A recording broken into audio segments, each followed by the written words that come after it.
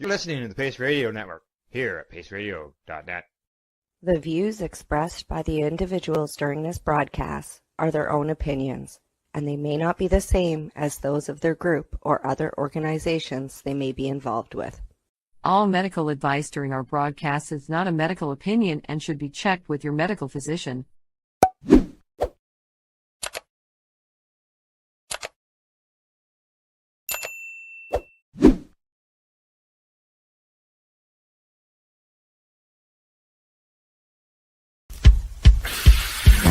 Oh yeah, baby, that's lovely.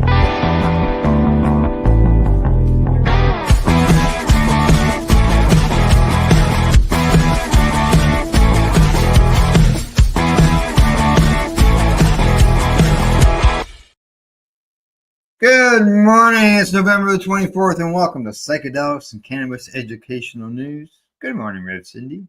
Good morning, Al. How are you? Not too bad. I went out for a walk this morning, and sure enough, I thought to myself, Al, you got to stop looking at the ground when you're walking because you never know what you're going to miss. Next thing you know, I hear a noise, and I look up, and I watch this deer Very bouncing cool. along, making its way away from me. And yourself? I'm here. I'm in a lot of pain. I had a bad fall last week. That's why I wasn't here on Thursday. Fell about 4 feet into a dance pit, and lucky that I don't have any broken bones or a concussion. Yeah, I'd say so. 4 feet. Yeah, that's a little high. Yeah.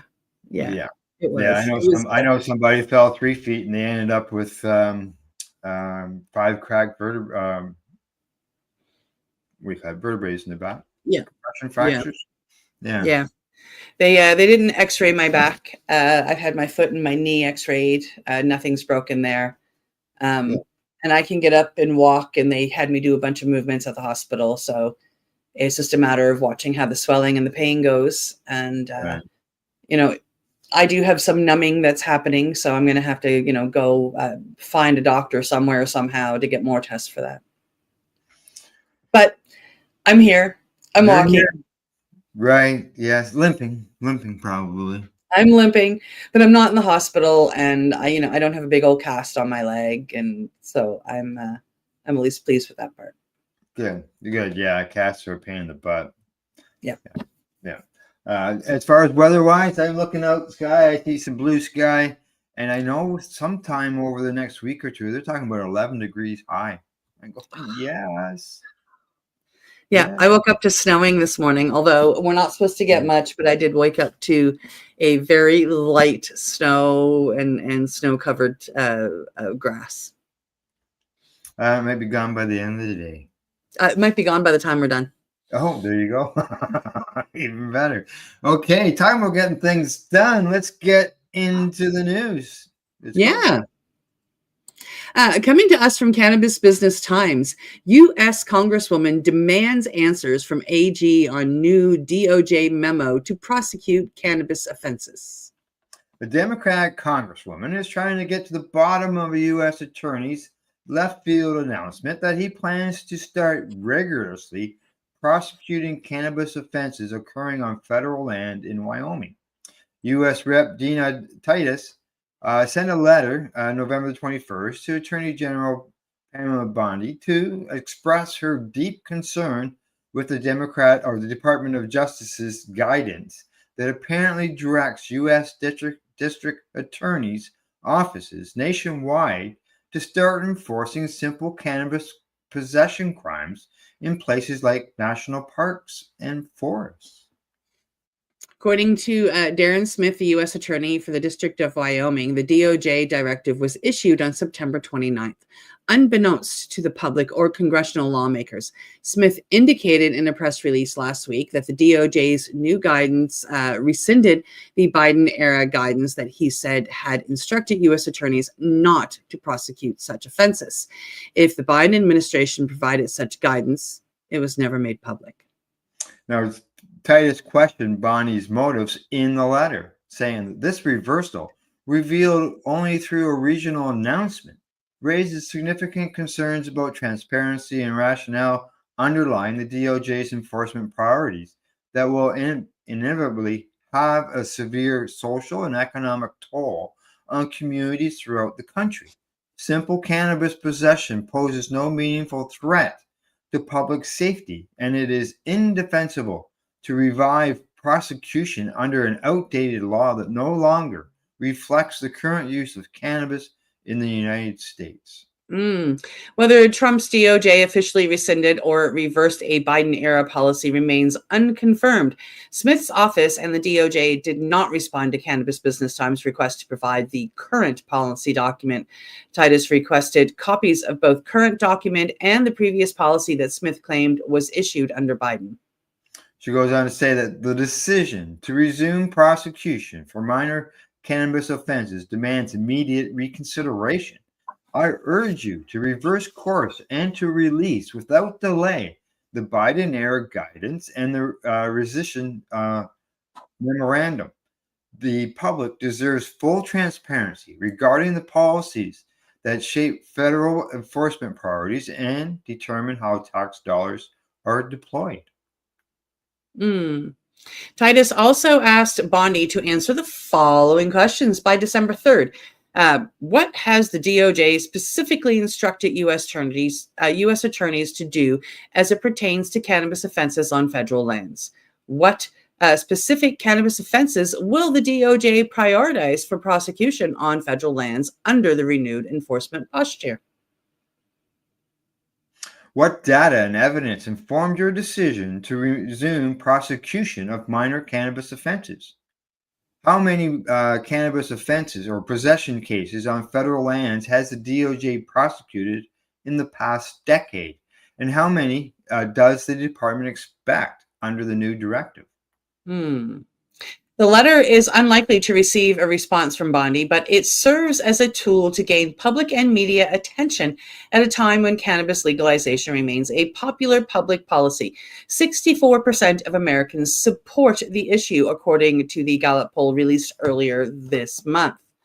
In her letter, Titus pointed out that the federal government's drug war on cannabis is a costly venture that has disproportionately impacted low-income and historically marginalized communities. Wyoming, in particular, has one of the highest racial disparity rates in the nation when it comes to cannabis arrests, with Black people 5.2 times more likely to be arrested than white people, according to the American Civil Liberties Union. Titus also referenced a normal report that revealed more than 40% of all state and local drug arrests in 14 states in 2024 were for cannabis-related violations. These states have some of the least permissive cannabis laws in the nation. And Titus wrote that reverting the punitive criminalization at the federal level will not deter use or strengthen public safety. It will simply continue a cycle of incarceration and unequal enforcement. The ripple effects of a charge for simple possession of cannabis can have a life-altering consequences. Smith's announcement of the policy change in Wyoming hasn't been reciprocated publicly among other U.S. attorneys' offices. The Associated Press reported last week that spokesperson for the U.S. attorneys in Arizona and Montana did not return messages seeking comment, and the U.S. Attorney's Office in Colorado declined to comment. There are 93 U.S. attorneys' offices covering 94 federal jurisdictional districts in the United States.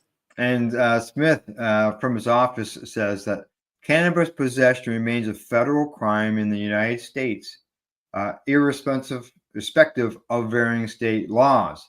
The detrimental effects of drugs on our society are undeniable, and I am committed to using every prosecutorial tool available to hold offenders accountable.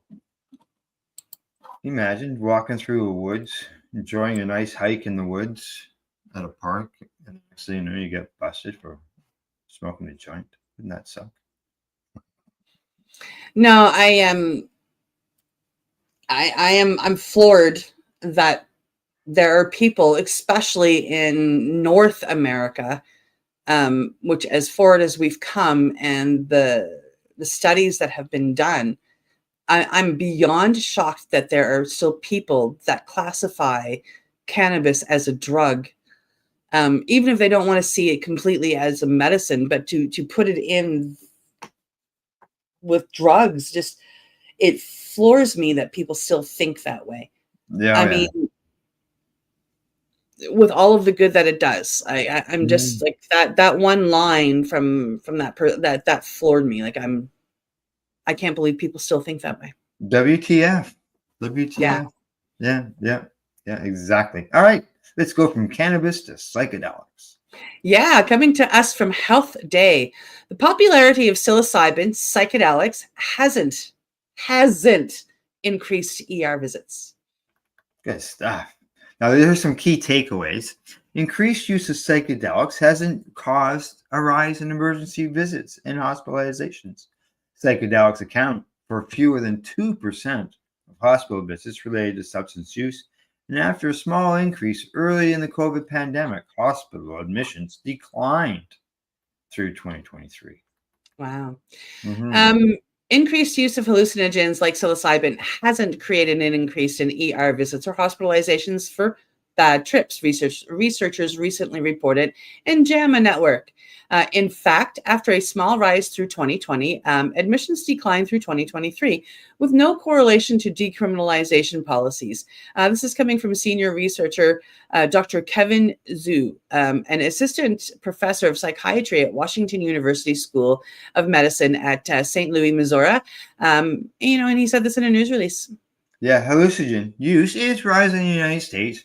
Researchers said in a background notes. Now, Oregon, Colorado have decriminalized the use of psilocybin, along with several cities such as Massachusetts, California, and Michigan. However, it's not clear how that increase has affected the health of the users, or researchers say. Mm. Mm-hmm. Yeah, for the study, researchers tracked ER visits and hospital admissions for substance use involving people 16 to 64 between 2016 and 2023. Among more than 1.3 million people treated for substance use, fewer than 2% had taken hallucinogens, researchers found. The monthly share of hallucinogen-related emissions ranged from 0.6% in January of 2016 to a high of nearly 1.2% in January 2021. ER visits and hospitalizations currently have stabilized into a pattern that's slightly above pre-pandemic levels, the results show. Hallucinogens continue to account for a small fraction of substance-related hospital admissions, outweighed by alcohol and opiate-related encounters, the research team concluded in their report. The findings add important context to other studies showing rises in hallucinogen use. This is coming from researcher Richard Gruszka, a professor of family and community medicine and health outcomes research at the St. Louis University of Medicine. And he said this in a news release.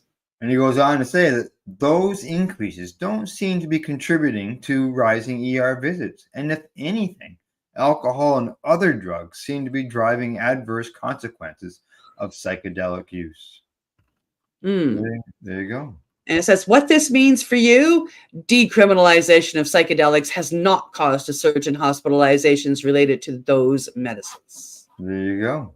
Mm-hmm. Good to know that it hasn't increased any hospitalizations. That's always, those are part of the fears, right? So. Oh, it always is. Yeah, that's good that has not transpired, and people, there's so many people that are finding health reasons to be using them and improving their lives. So. Okay, next story. Yeah, coming to us from Cannabis Science and Technology. Updates on cannabis research for Alzheimer's disease symptoms. Oh, we got show more button. Oh, a bunch of stuff there. Okay, I'm just scrolling down. How can medical cannabis affect symptoms of Alzheimer's? This month's Healer webinar, hosted by Dustin Solak, included analysis of recent in vitro and in vivo research on how cannabinoids can moderate various dementia symptoms, including those for Alzheimer's disease and even the core issue of memory loss and cognitive decline. Now, Dr. Sulak also briefly discussed how new federal legislation passed earlier this month may affect hemp products, stating, "There's still a lot of questions up in the air, but I think the most important thing for all of us to know is that it gives us a 12-month runway to find a way to make more sensible regulations." Yeah, exactly. Yes. Now, the first study discussed in the webinar randomized a clinical trial of low-dose cannabis extract in Alzheimer's disease. And that was published in the Journal of Alzheimer's Disease in October 2025. This study built on previous preclinical and clinical research on cannabinoids for Alzheimer's symptoms.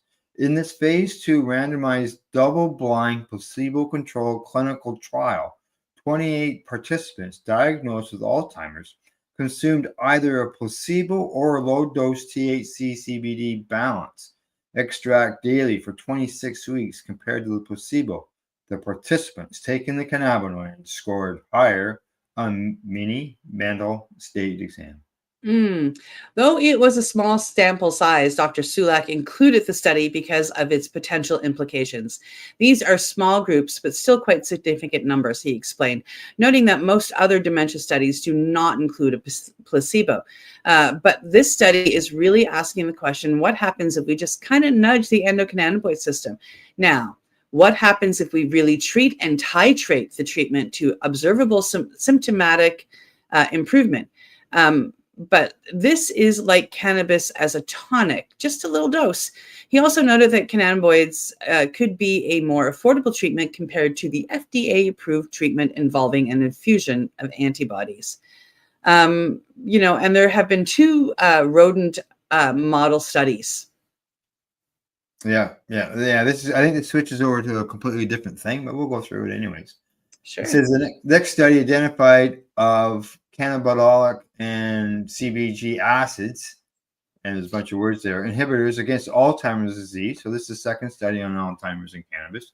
Was published in Phytotherapy Research in January 2025. Researchers tested CBDA and CBGA as compounds for multi-target directed ligands to slow the progression of Alzheimer's disease by targeting multiple variables. Both cannabinoids were found to act on enzymatic targets relevant in the disease progression and symptoms. The rodent model portion of the study tested the cognitive performance in mice injected with beta amyloid peptides to induce Alzheimer's-like symptoms.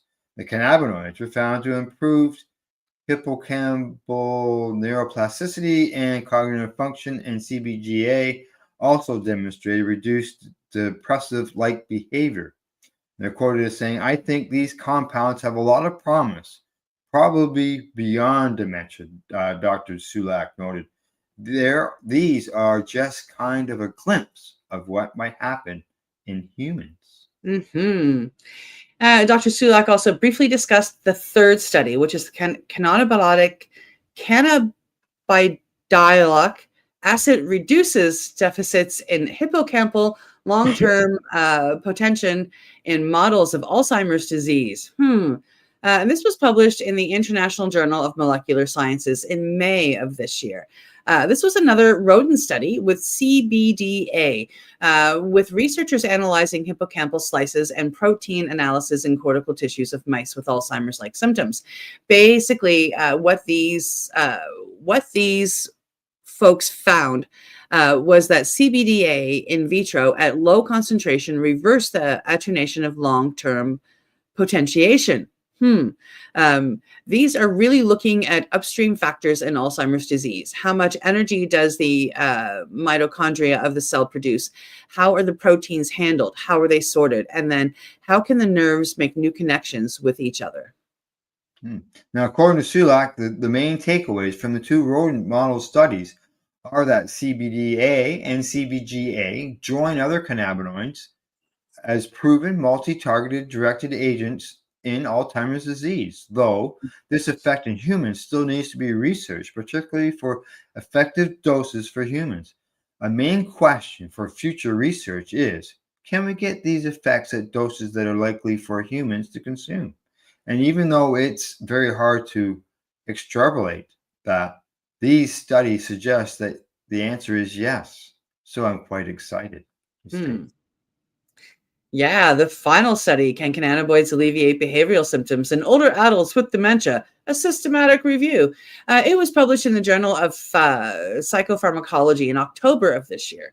Researchers analyzed studies related to medical cannabinoids used for managing behavioral and psychological symptoms of dementia.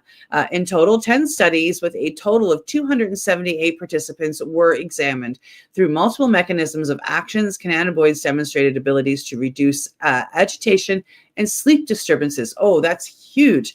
Improve functional abilities and increase caregiver satisfaction while exhibiting good tolerability. Dr. Sulak concluded with a message on the potential of cannabis in alleviating the multiple stresses of dementia. Dementia, not just Alzheimer's dementia, but dementia in general is a huge problem, he stated. We don't have good treatments for it. We have an aging population. It requires a lot of care. It's a big financial burden on the economy. We need cost-effective and overall safe and effective treatments for this. We have them in our beloved plant, cannabis, and we need to continue to get these people to unlock their secrets. Mm-hmm.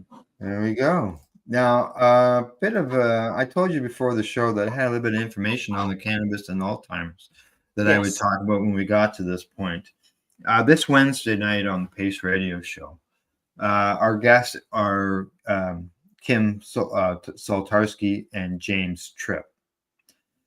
Kim does the Healing Conversations, which is a series of patient stories about cannabis and how cannabis helped. On Wednesday, we're going to be talking about cannabis and Alzheimer's disease. Exactly that. And wow.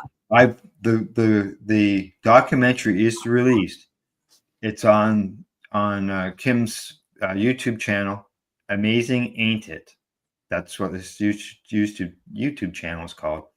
And you'll see it there. And the stuff that we were reading through there, I can confirm that James has seen the results of that.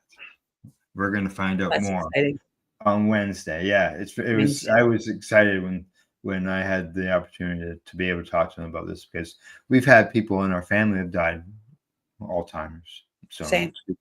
Yeah, exactly. So, all righty. Move on to the next story before we go to break. Actually, the last story before we go to break. Yeah. And there you go. It's up. It's up. Coming to us from Normal.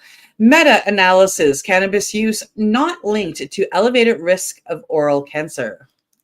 Yeah, cannabis use is associated with a reduced risk of oral cancer, according to the results of a systematic review and meta-analysis published in the Journal of Efficacy in Substance Abuse.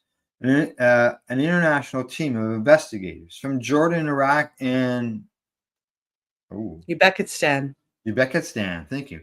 Reviewed data from 6 case-controlled studies involving over 15,000 subjects. Researchers identified no dose-response relationship between cannabis use and a heightened risk of oral cancers, regardless of subjects' duration of use. Instead, investigators suggested that cannabis may provide significant protective effects against cancer. Imagine that. They caution, however, that their findings may be influenced by confounders, particularly researchers' failure to identify subjects' HPV status. The pooled odds ratio demonstrated a statistically significant inverse association between cannabis use and oral cancer risk. The study's authors concluded, however, given methodological limitations, heterogeneity and exposure assessment, and conflicting recent evidence, these findings require cautious interpretation. Further large-scale prospective cohort studies with standardized exposure measurements are essential for definitive conclusions, of course. Now, while cannabinoids have demonstrated well-established anti-cancer activities in preclinical models, their efficacy as an anti-cancer agent has rarely been assessed in clinical trials, they say. So there you go. There we go. Yeah. Nice, sweet, short article. Gets right to the point and gets us back on track. All right, time for us to take a break.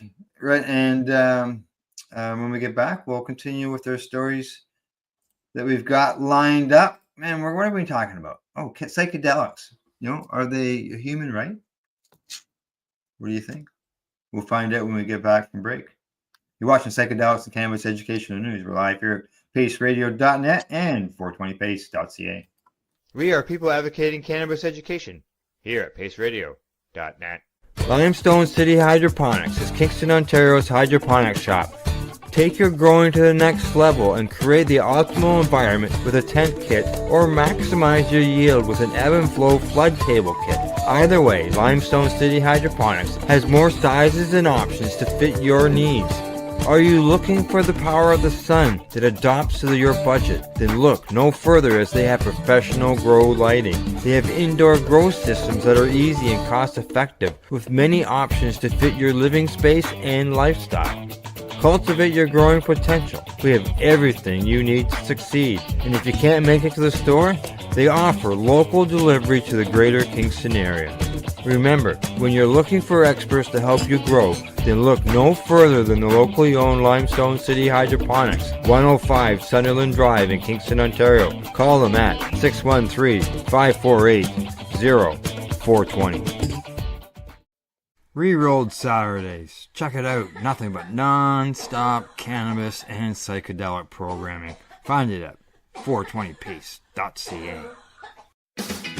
Enjoy the buzz of legalization with Campbellford Lifestyle Shop. From lights to plant nutrients, books, consumption accessories, and more, we've got all your basics to grow or consume cannabis. Visit our info center or take a look at our piercing services and body jewelry, now available in-store through Campbellford Lifestyle Shop, 17 Bridge Street West, Campbellford.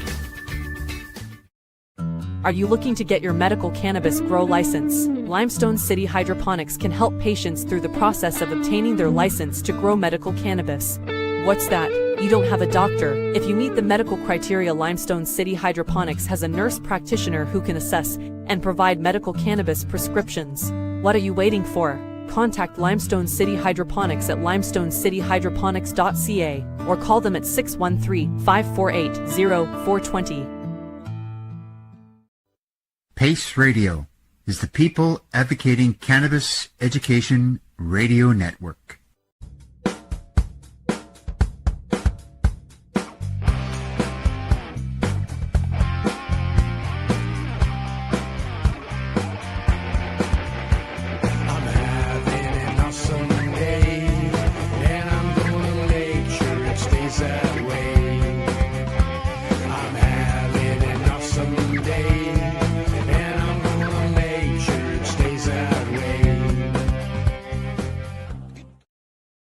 You're listening to the Pace Radio Network here at paceradio.net. Hey, we're back. We're live. And we've got, as I mentioned before the break, we've got 4 more stories to bring you. And I was too busy on my phone getting caught up on things in order to get ready for the next story. Hey, I saw. You saw. Yeah, I know. I get messages during the show, right? All right, here we go. It's ready. Yeah. Coming to us from Harvard Law today, psychedelics, real risk or human right? Yep, the road towards medical legalization of psychedelics remains a long, strange trip, one filled with thorny legal and policy questions, according to experts in an event held last week by the Harvard Law School's Petrie Flom Center for Health Law, Policy, Biotechnology, and Bioethics. Now, according to the facility director, Glenn Cohen, says that the public disclosure seems to be drawn only to these extreme questions: psychedelics, yes or no; enthusiast or skeptic; too much hype, not enough hype. Although there are places where these are mutually exclusive, or we're going to try to bring the end into equation too. In his introductory remarks, Cohen, the James A. Atwood and Leslie Williams Professor of Law at Harvard, pointed out that the center launched the Project of Psychedelics Law and Regulation in 2021 to examine the numerous gray areas in the debate over psychedelic research and access. Moderated by Slate Political Gabfest co-author David Plotz, the panel Towards Psychedelic Access, Go Faster or Slower, brought together fervent advocates for psychedelics access with those who favored a more cautious approach. In the latter camp was David B. Yannon, a professor at psychedelic research at Johns Hopkins University, referring to the classic psychedelic drugs, LSD, psilocybin, and DMT. He noted they have inherent dangers as well as medical benefits in treating mood disorders. There are real risks to these substances, he says, which do increase when you get out of the medical research context and into recreational and other settings. What's needed, he added, is more rigorous medical research, something he admitted was difficult to accomplish because those substances are largely illegal. It's a funding issue. Most of the field has been funded by philanthropy up to this point. I'm one of the few researchers in the field lucky enough to have a National Institute of Health funded grant to study psychedelics, but it's relatively small.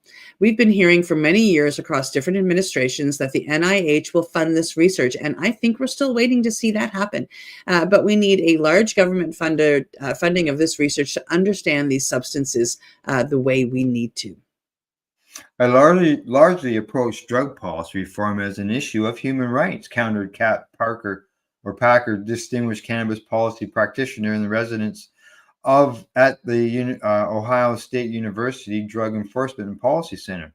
She cited Michelle Alexander's book, The New Jim Crow, which contends that the war on drugs is the main culprit in the mass incarceration of people of color in the United States. Thus, Packer says, the drug policies themselves can be just as harmful as the drugs, and there are risks that we have an opportunity to mitigate.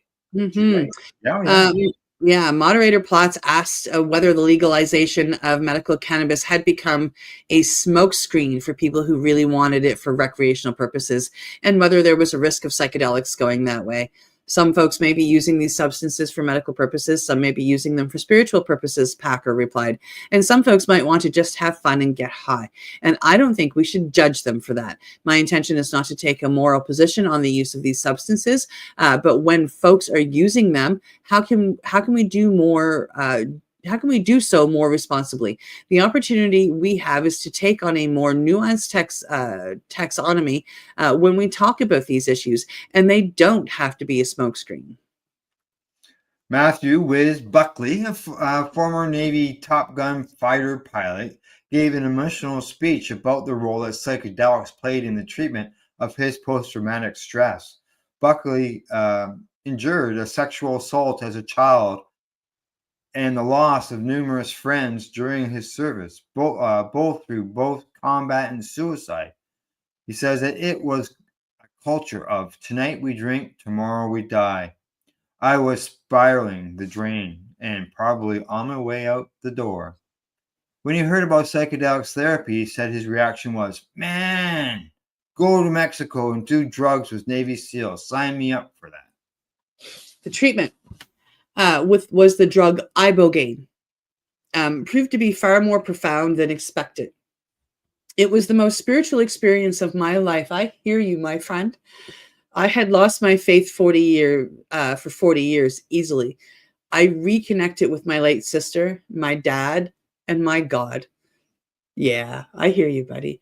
Buckley said he has since come to regard ibogaine as a sacrament and has founded the No Fallen Heroes Foundation, as well as the Sacred Warrior Fellowship, a church built on psychedelic communion. He argued that restricting access to these medicines would amount to religious discrimination for him. Now he says that I must have an old copy of the Constitution because nowhere does it say that the DEA gets to tell me how I can worship my God. But University of Pennsylvania medical ethics law professor Holly Fernandez Lynch cautioned that this kind of reasoning is unlikely to resonate with the FDA. which is focused on traditional medical models rather than spiritual healing. While the agency is not necessarily opposed to psychedelic treatments, she said it looks for medically based documentation.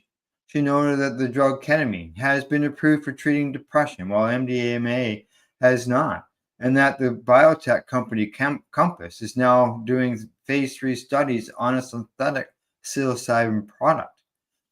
Now, There's a lot of tension in the psychedelic community about what the right pathway is. I think I might have just jumped in on you, Al. I'm so sorry. go ahead. Fernandez Lynch said, when the veterans get involved like this, I get really excited.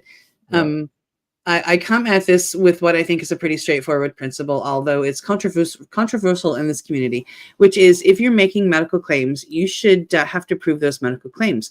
We should hold psychedelic medicines, to the same standard as other medicines. And what I say to that is, we have a millennia of studies that have happened. We just have to look at them.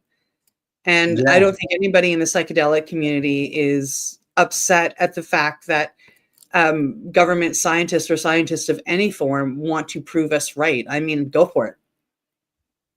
Yeah. Thank you. Thank you. Exactly.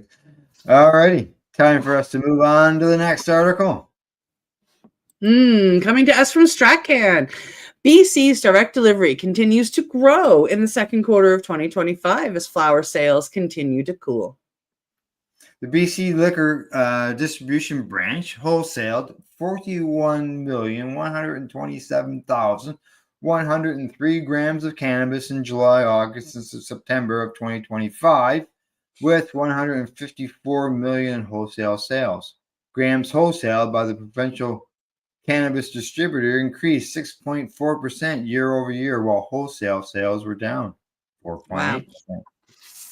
The price per gram of all cannabis products declined 10.7% to $4.30, while the price of a gram of dried flower decreased 1.5% to $4.09 a gram. The number of retail stores increased 2.4% year over year for a total of 522 stores, both public and private. Sales. I don't know if I missed a spot or not. Sales in nearly all dried flower SKUs were down or flat in terms of grams sold, except for significant growth in the 7-gram SKUs. That's under $3 a gram, and 14-gram SKUs with $3 a gram. Half-ounce SKUs over $5 a gram increased 135%. year over year. And 7-gram SKUs were under $3 a gram, increased 99%. Sales of all 1-gram SKUs declined by 25%. 3.5-gram SKUs declined by 19%, and 7-gram SKUs declined by 10%. 15-gram SKUs increased by 11%, and the 28 full ounce, they declined by 5%. The number of cannabis beverages sold via wholesale increased 11% year over year. Edibles increased 2.6%, and dried flower decreased 6.6%. Ingestible extracts decreased 20%. Inhaled extracts increased 3.4%. Pre-rolls increased 8.4%. Of course they did. Nobody wants to roll anymore. Seeds declined 64.8%, and topicals decreased by 9%. For inhaled extracts, the growth was entirely from disposable vapes, which saw a 72% year-over-year growth, with 389,581 sold through wholesale. The number of cartridges sold actually declined by 8% to 902,000. Sales for most concentrates, such as hash and resin, rosin, and wax, all declined in terms of units sold. However, shatter increased by 6.2%, and infused pre-rolls increased by 1.7%. That's interesting. The majority of ingestible extracts were sold capsules and pills, 60% by units, followed by oils and tinctures. Infused pre-rolls accounted for the largest share of sales of inhalable extracts by units sold at 46.3%, followed by cartridges at 32% and disposable pens at just under 14%. Sales in BC's direct delivery program, which allows some smaller BC-based cultivators to sell through products directly to retailers, bypassing the province's central warehouse, again saw significant year-over-year increases to 52% in terms of wholesale grams sold. This continued a trend seen in the previous quarter. Wholesale sales were up 33% to nearly 3.1 million compared to the second quarter of 2024, while the price of all cannabis products declined by 12.4% to $4 a gram, and the price of dried flower declined 4.3% to $4.16 a gram. The strike closed BC Central Cannabis Warehouse from September 22 to October 27th, leaving direct delivery as the only option for retailers, likely adding to these increased sales. I have to agree. Next quarter's figures are expected to even further reflect these increases. Sales of units of cannabis chews increased 242% year over year to 21,287, while beverages declined 85% down to just 420. Well, that's kind of a funny number. The number of units of dried flowers sold increased 30% to 50,000, and the number of units of pre-rolls increased 12.4% to just over 64,500. The number of ingestible extracts decreased by 19.6%, while the number of units inhaled extracts increased 85%. The number of plants sold through the system increased by 76%. Yeah, who wants to buy seeds when they can buy plants already? To 335, while seeds increased by 280%. Holy Joe, to 19, and topicals increased to 19. Seeds increased 280% to 19. I'm just baffled by, last week we're talking about plants being sold, and here the BC is talking about the plants being sold, but yet, I don't know, I don't see anybody even talking about buying plants, or even the stores around my area. Anyways, I'm not seeing them selling any plants. And what does the clone cost? About $40. Is it? 40 to 50, yeah. And wow. they're not tiny little clones like we would get. They're in pots. They're little mini plants. They are they? Yeah. So you're getting something that comes with a guarantee, right? Yeah, I can remember clones, $3 not rooted, $5 rooted. Boy, things have really changed. Big time. Big time. All right, here we go. Next story. Coming to us from Hemp Gazette. Cannabis employees at risk of work-related asthma.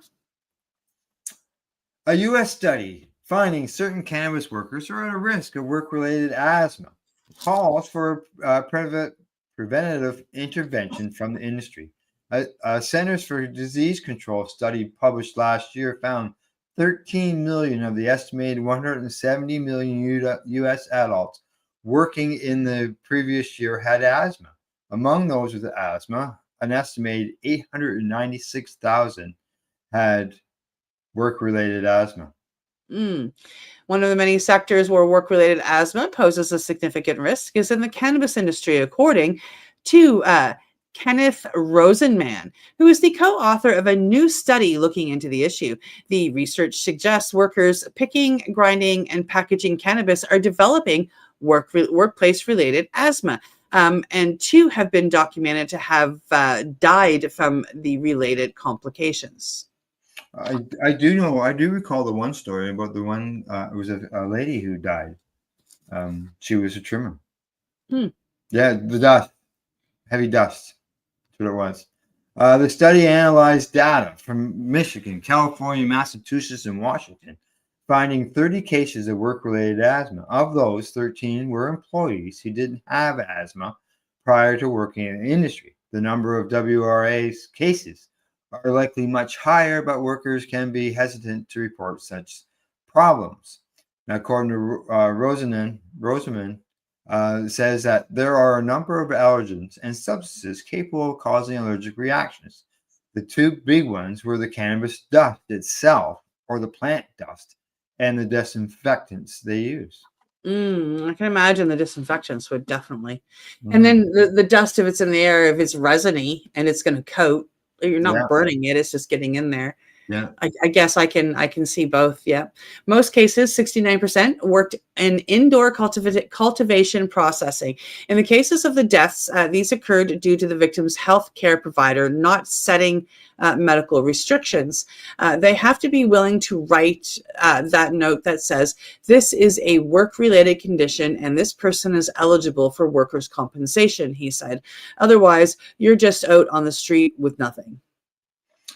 Rosamond says that the industry should improve workplace conditions for taking actions, including using disinfectants that don't induce allergies, ensuring that there is sufficient ventilation in the workplace, and carrying out medical surveillance and screening workers for asthma.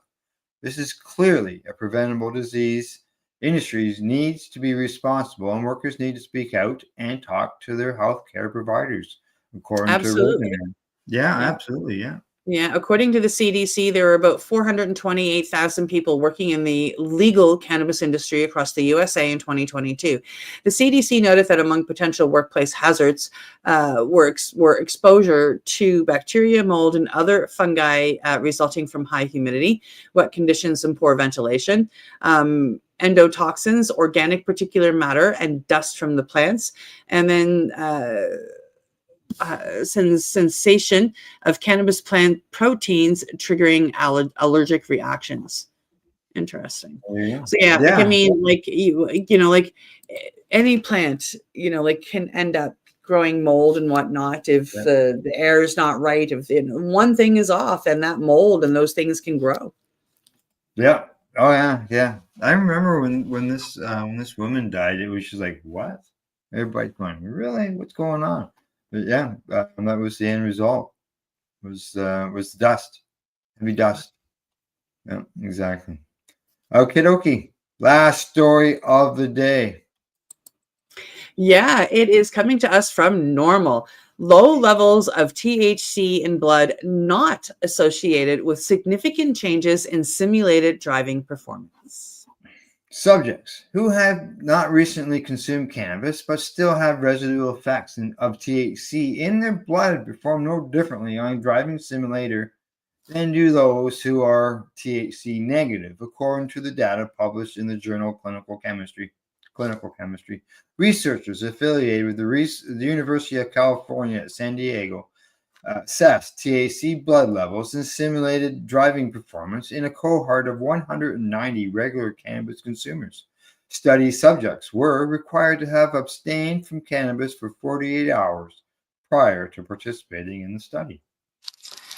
Post-abstinence, and nearly half of the study participants had detectable levels of THC at baseline, with 1/4 of participants testing positive for more than 2 nanograms per milliliter of THC in the blood. However, those testing positive for THC showed no significant differences in their baseline driving scores as compared to those with no quantifiable THC concentrations.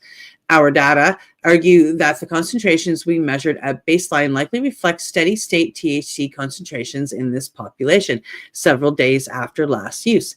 The study authors concluded, we also show using quantitative data from the driving simulator that participants who exceeded the zero tolerance and per se cut points 2 and 5 nanograms per milliliter performed in a similar manner as those below the arbitrary values. These results add to a growing body of evidence that per se THC blood statutes lack scientific credibility as prima facie evidence of impairment. The findings are consistent with those of other studies reporting no collaboration between the detection of either THC or its metabolites in blood, urine, saliva, and breath and impaired driving performance. Nevertheless, several states have enacted laws criminalizing drivers who operate a motor vehicle with trace levels of THC and THC metabolites, regardless of whether the driver is impaired, which is so wrong, right? It doesn't make sense. If you're not impaired, why are you getting charged as impaired driver? Exactly. Yeah. Yeah. In an accompanying editorial, authors said that the study's conclusions raised serious doubts about the scientific validity of using measures of THC in blood to identify cannabis impaired drivers. NORML has consistently argued that law enforcement should not presume that the detection of either THC or its metabolites in bodily fluids is evidence of impairment, because their presence is not predictive of diminished performance. Alternatively, NORML has called for the expanded use of performance-based tests like Druid, or predictive safety alert meter, which compares subjects' cognitive skills to either their own prior performance or an aggregated baseline. There you go. Yeah. All it's proving is that there's THC in the person's system. Yeah. It's only proving consumption. Consumption. That's it. Nothing more. But yet there's a lot of people, that have had this charge, fighting the charge. And you got to hope that maybe some research like this, you get, the whole research, not just the quick article that we have, but the actual research. You take that and fight your case. It's got to help. And there's been a lot of it. We've read a lot over the past year, like just in 2025. At least once a month we have something about driving and cannabis. Yeah. So there's been a lot of studies, and it doesn't really matter where the studies are coming from. They're all studying the same thing. I don't care if it's coming from Israel, the United States, Canada, Mexico. Yeah. It doesn't matter. It doesn't matter where it's coming from. It's all human condition, and we should be able to, call on that research when we go to court. I know here in Nova Scotia, there have been a few people that have been charged with impaired driving using cannabis. So I'm really hoping they fight it, and I'm really hoping it helps to start changing the way they treat it. Yeah, well, medical patients are always at risk of being charged with impaired driving, even though they're not impaired.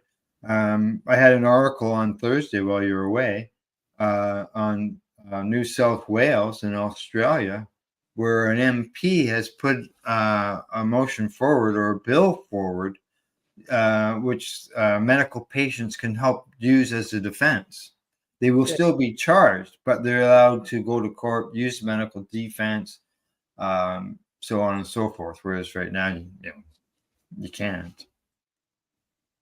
And so it's good to see at least one jurisdiction is starting along that line. Let's just hope that there's more of them that recognize that medical patients aren't out there, stoned out of the trees driving. Their patients they consume daily.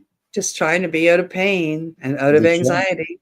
Yeah, exactly. All right. Anything before we say goodbye? I don't think so. I think we're good. I will be getting a copy of the speech that I did last Monday night. Al is going to be rebroadcasting it on the station as soon as I get it. So keep an eye out for that. All right. Thank you very much. Other than that, that's a report for today. Thanks to our buds at the Campbellford Lifestyle Shop, Limestone City, Hydroponics.ca. I stopped by there last week and I bought some stuff. Sure enough, I got home and there's Margaret. She's got this little bag inside there of goodies for me to have. She's always doing that. That's nice. And can't forget our other sponsor, At-Eze.ca. In closing, we'd like to say thank you for watching or listening. Plus, don't forget to educate, medicate, and do not incarcerate. You're listening to the Pace Radio Network here at paceradio.net. The opinions of the individuals during this broadcast are their own, and may not be the opinions of their group or other organizations they may be involved with. All medical advice during our broadcast is not a medical opinion and should be checked with your medical physician.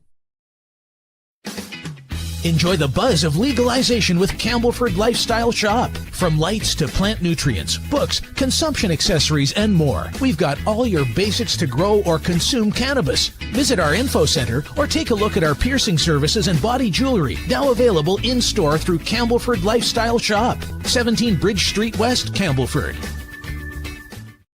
Limestone City Hydroponics is Kingston, Ontario's hydroponics shop. Take your growing to the next level and create the optimal environment with a tent kit, or maximize your yield with an ebb and flow flood table kit. Either way, Limestone City Hydroponics has more sizes and options to fit your needs.